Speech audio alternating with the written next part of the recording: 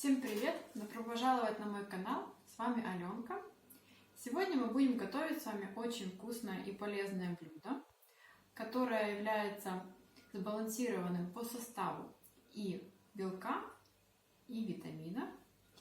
Вас удивит это блюдо своей простотой, быстротой в приготовлении. Также это блюдо можно кушать даже вечером девушкам, которые берегут свою фигуру.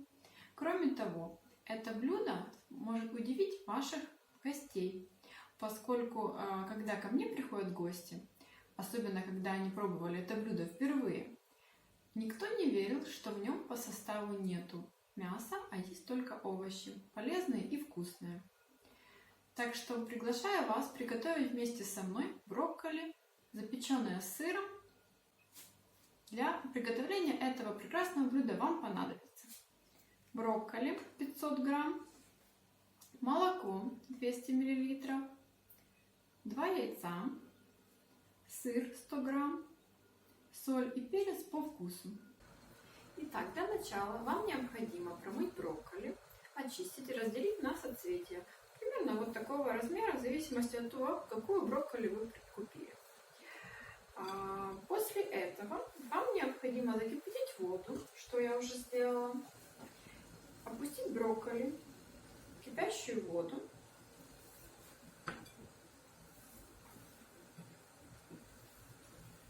И варить не более 2 минут, для того, чтобы брокколи не переварилось и сохранило свой вкус. Итак, после того, как вы сварили брокколи на протяжении 2 минут, его необходимо вылить на друшляк и сразу же промыть холодной водой. Это необходимо сделать для того, чтобы в брокколи сохранился красивый насыщенно зеленый цвет.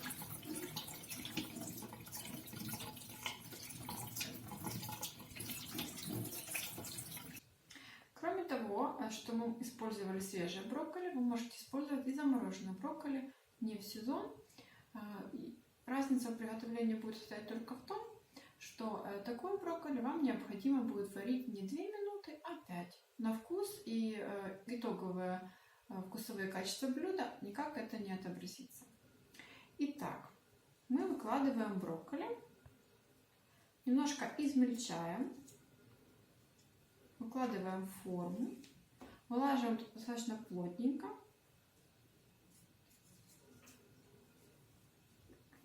Форму. Хочу еще обратить ваше внимание на цвет брокколи до приготовления, до варки и после. Если вы облили брокколи холодной водой, то она будет сохранить свой красивый яркий зеленый цвет, даже возможно ставить немножечко ярче. Кроме того, при приготовлении я изучала разные рецепты. Многие кулинары еще ложат в холодную водичку со льдом брокколи, но на вкусовые качества, по моему опыту, это не влияет. Поэтому я такого не делала. Кроме того, это еще экономия времени. Вы просто облили быстренько водичкой холодненькой и дальше продолжили готовку брокколи. Что еще могу вам сказать важного? Когда вы выбираете брокколи, обратите внимание, пожалуйста, на длину корешка. Если вы покупаете брокколи, в котором, вот, например, есть соцветие, но корешок длиной в 10, а то и 15 сантиметров, могу вас огорчить, что самая вкусная часть брокколи – это соцветие. Корешок же, если он очень толстый и очень плотный, вам необходимо будет срезать, потому что вкус корешка немножко жестче, чем вкус брокколи. Кроме того, чем вкус соцветия. Кроме того, если корешок очень толстый, то он еще и очень много весит. И, соответственно, вы платите за корешок, а не за соцветие, которое самое вкусное. Я бы рекомендовала вам выбирать брокколи вот такого размера. Их еще называют детками. В них очень мало отходов. Вы отрываете только вот такие листики. Все остальное подходит для приготовления. Так, продолжим.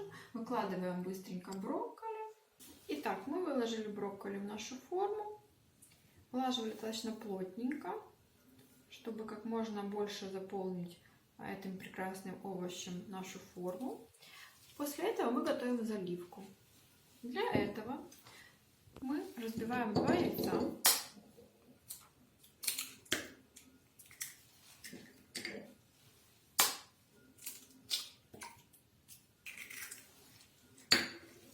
Добавляем молоко.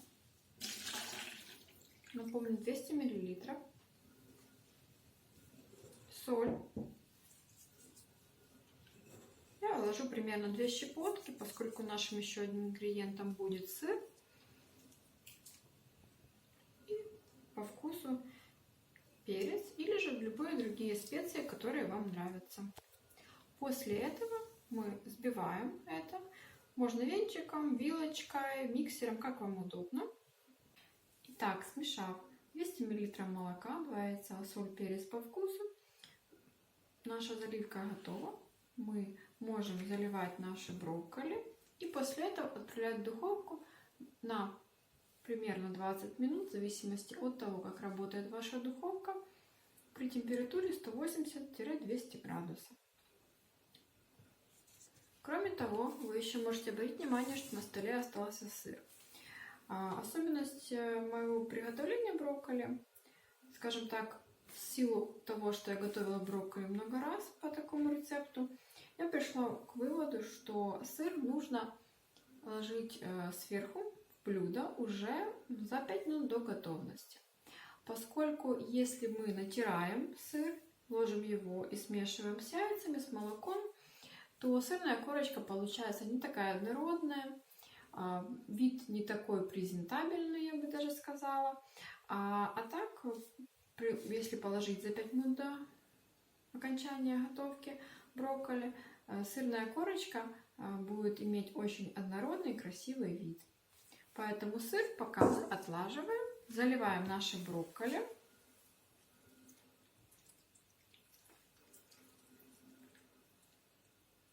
И отправляем в предварительно разогретую духовку на 20 минут. Итак, после смешивания всех ингредиентов молока, соли, перца и яиц у нас получилась вот такая однородная масса, которую мы заливаем брокколи. Хочу вам еще сказать свой опыт приготовления брокколи, то бишь про сыр. Многие добавляют сыр при взбивании молока, яиц в тертом виде. Я же хочу предложить вам свой вариант приготовления. Для этого необходимо сыр порезать тоненькими ломтиками или уже купить порезанный в магазине и положить на брокколи сверху, не сразу же, когда вы ставите брокколи в духовку, а через 20 минут, за 5 минут до готовности. Хочу объяснить, почему так. Когда вы ложите тертый сыр и смешиваете, то сырная корочка не будет так ярко выраженной. Кроме того, сыр будет не так однородно покрывать брокколи. В каких-то местах сыр будет, в каких-то его не будет. Поэтому я пришла к выводу с помощью разных проб, разных техник, все-таки, что сыр вкуснее, когда ложится за 5 минут до готовности и порезанный он вот такими тоненькими ровными кусочками. Кроме того, хочу сказать, что как для любой хозяйки, которая старается всегда готовить с любовью и в хорошем настроении, скорость приготовления еды тоже играет роль. Поэтому для меня оптимально это когда сыр порезанный, вы его разложили, положили на формочку сверху. Вы не тратите время на то, чтобы его натереть на терке, что экономит ваши силы и время. Готовим с любовью, отправляем наше блюдо в духовку. Мы покрыли сыром брокколи. Признаюсь честно, обычно у меня брокколи даже не выглядывает из-под сыра. Но поскольку оператор сегодня был голоден, то сыра немножко меньше, чем обычно. Можете не скупиться, вложить прям большими кусочками сыр, чтобы была вкусная сырная корочка. Ставим брокколи в духовку еще на 5 минут, но лучше накрыть предварительно фольгой. Через 5 минут открыть, посмотреть.